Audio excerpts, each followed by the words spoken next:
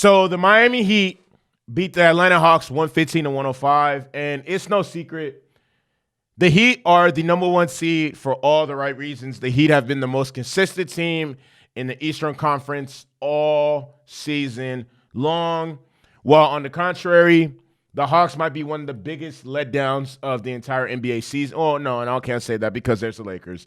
The Hawks are one of, I'm not going to call them the biggest. The Hawks are one of the biggest letdowns in the NBA season because of the simple fact that they were able to go so deep within the playoffs last year, made it to the Eastern Conference Finals, which truthfully they had no business of doing. And I don't think anyone expected them to be a top 3 seed or the best seed in the East coming into this year, but I definitely don't expect anyone to have anticipated them being a play-in team. You know what I mean? Like, I don't see that as the case.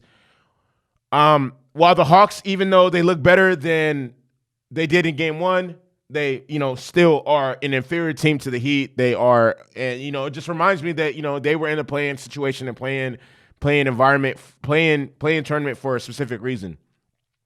The story of this game is going to be Jimmy Butler scoring 45 points, which is great. He was 15-25 from the field, and he was 4 for 7 from 3, and he legit did whatever he wanted. Step backs, floaters, incredible finishes at the rim, strong takes to the basket. But, I feel like the thing that needs to be emphasized the most is the Heat's incredible defense on Trae Young. Last game, he was 1 of 8 from the field, only had 8 points. This game, although Trae Young had 20 points, he also had 10 turnovers. 10 turnovers. Okay, and that's gonna lead into my and truthfully, it's not just one person.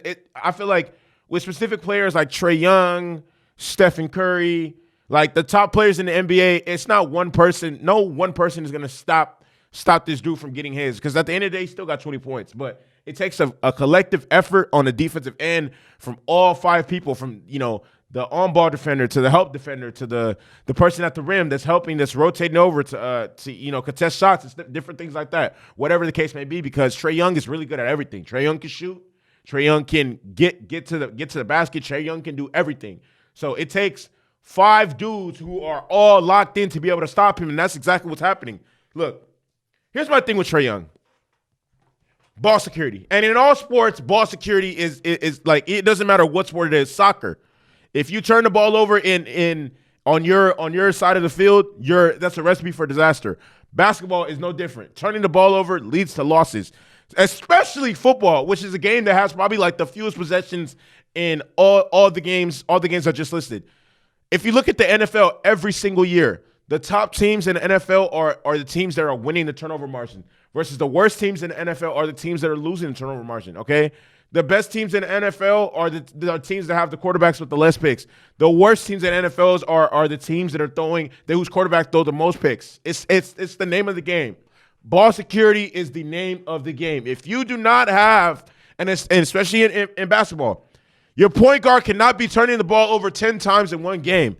Trae Young has to step up.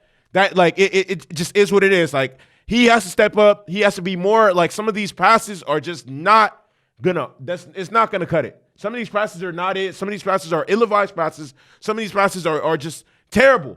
Bad execution, bad everything. Like, the Miami Heat are one of the best defensive units in the NBA. Some of the shit that Trae Young was doing is not gonna cut it. We gotta call a spade a spade. That's not it. Okay. First of all, one thing I want to say is, I feel like in terms of adjustments, like I'm not, even though I do think the Heat are gonna win this game, even though I do think the Heat are going to win the series, I don't think the Hawks can't win a game. Like, come on now, the Hawks beat good teams last year.